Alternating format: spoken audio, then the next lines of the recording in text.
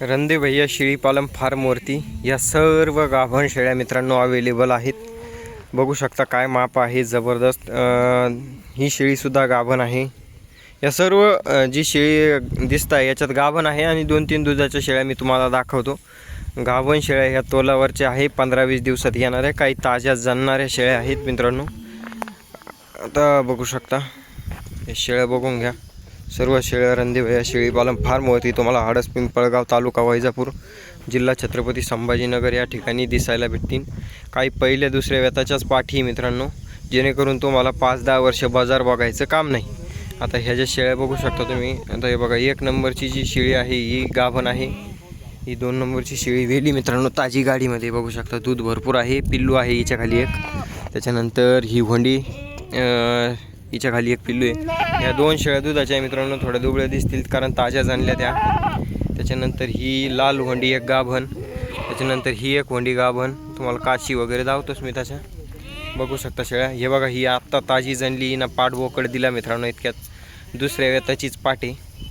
आणि त्याच्यानंतर ह्या दुसऱ्या वेताच्या शेळ्या आहेत। शेळ्या कडापासून घ्या, कडापासून घ्या फिरली हा तुमचा फोटो घ्यायचा बघा आमचे दाजी बा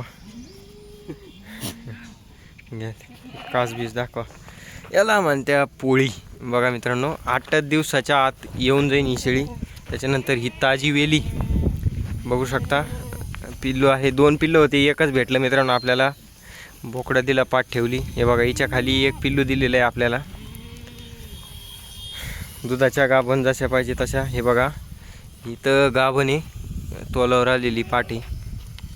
टाईम घेईन थोडा पण येऊन जाईल। हे बघा हिला टाईम आहे दर्शिक महिनाभर। त्याच्यानंतर ही थोडीशी कच्ची आहे, येऊन जाईल 15-20 दिवसात, महिन्यात। हे बघा 1 महिन्याच्या आत सगळ्या शेळ्या। हे बघा ही शेळी बी मला कच्ची वाटली होती पण आता येऊन गेली लगेच, पाठ बोकड दिला मित्रांनो, ताजी जनलेली, पिल्लं पाजून मोकळे। हे बघा ही पाठ बी तोलावर आलेल्या शेळ्या आहे मित्रांनो, सर्वच्या सर्व। अशा लक्षात नाही आल्या तर समोर येऊन बघणे, रेट वगैरे तुम्हाला सांगतो मी। हे बघा ही एक तोलावर आलेली मोरी। नंतर महिन्याभराच्या आत येणाऱ्या शेळ्या आहे मित्रांनो सगळ्या। जेवढ्या लेट बकरी जनली ना गाडीमधली तेवढं फायद्याचं राहतं। हे बघा म्हणजे आता ही बकरीला 2-3 दिवस थोडं गाडीमधलं हिंदळा ते व्हायला राहतं। तिची जेव्हा बैठक होईल ना मग ती बकरी जनली पाहिजे, मग ती दूध बीत चांगलं सोडी। थोडी कच्ची मित्रांनो पण फिक्स गाभण आहे, त्याच्यात काही विषय नाही। आणि ही एक गाभण आहे बघू शकता, काच दाखायचं काही काम नाही, ती आहे गाभण। या सर्व शेळ्या मित्रांनो किती शेळ्या, 1 2 3 4 5 6 7 8 9 10 12 13 14 15 शेळ्या मित्रांनो दावणीला आहे। 15 मधल्या 3 शेळ्या ह्या दुधाच्या आहेत, बाकी सर्व शेळ्या ह्या गाभणी आहेत। पट्टी घेतली तर पट्टीच्या हिशोबानं पैसे होतील। जर कोणी 20 शेळ्यांच्या वरती शेळ्या घेतल्या तर 16-17 हजार रुपयाने शेळ्या भेटून जातील मित्रांनो तुम्हाला या गाडीमधल्या। पूर्ण 70 शेळ्या आहेत, 40 शेळ्या गाभण आणि 30 शेळ्या ह्या दुधाच्या आहेत, ज्याला जशा घ्यायच्या तशा।